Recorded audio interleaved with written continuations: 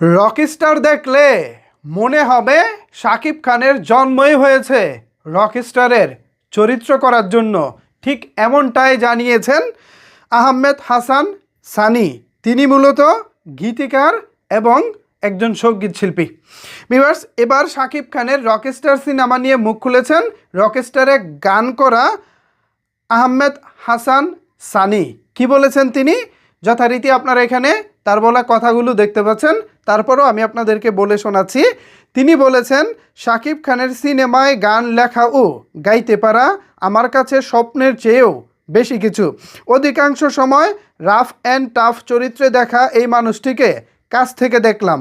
উনি যে কোনো চরিত্রে মুহূর্তের মধ্যে নিজেকে ট্রান্সফর্ম করতে পারে। সিনেমায় যখন দেখবেন উনি চোখে মুখে দুঃখ নিয়ে পিয়ানোতে বা স্টেজে গান করছেন, মনে হবে ওনার জন্মই হয়েছে রকস্টার চরিত্রের জন্য। ভাই, ব্যাপারটা কিন্তু জোশ লাগলো আসলে। শাকিব খান তিনি নিজেকে এতটা ফুটিয়ে তুলেছেন চরিত্রটিকে, যেটা দেখে আসলে সিনেমা সংশ্লিষ্টরা বলতেছে শাকিব খানের জন্মই হয়েছে রকস্টার চরিত্রের জন্য। এখন তাদের আত্মবিশ্বাস দেখে ভালোই লাগছে, আবার একটু ভয়ও হচ্ছে। বিকজ আমরা প্রিন্সের বেলায় কিন্তু প্রিন্স টিমকে প্রচুর আত্মবিশ্বাসী দেখেছি, স্পেশালি প্রডিউসার শিরিন সুলতানা, প্রযোজক তিনি এবং পরিচালক হচ্ছে আবু হায়াত মাহমুদ। তাদের কথাবার্তা শুনলে মনে হতো তারা সেরা একটা সিনেমা নিয়ে আসছে। বাট আমরা পরবর্তীতে বাস্তবতা যেটা দেখলাম সেটাতে আমরা সত্যি হতাশ হয়েছি।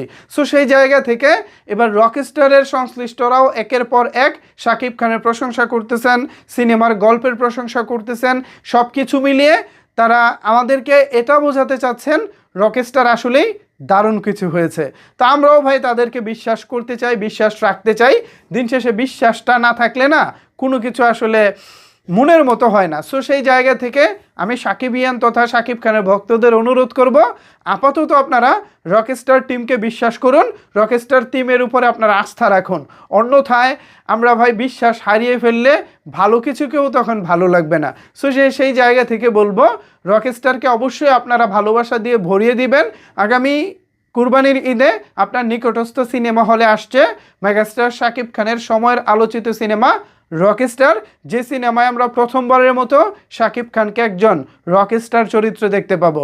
পাশাপাশি শাকিব খান এই চরিত্রটিকে ফুটিয়ে তোলার জন্য মিউজিক ডিরেক্টর, সঙ্গীত শিল্পী, পিয়ানো বাজানো থেকে শুরু করে গিটার বাজানো, এমনকি পরিচালকের সঙ্গে সার্বক্ষণিক এই সিনেমা সম্পর্কে ডিসকাশন করে শাকিব খান নিজেকে এমনভাবে প্রস্তুত করেছেন যে শাকিব খান এই সিনেমায় অভিনয় করার পর এখন সিনেমা সংশ্লিষ্টরা বলতেছে শাকিব খানের জন্মই হয়েছে রকস্টার চরিত্রের জন্য।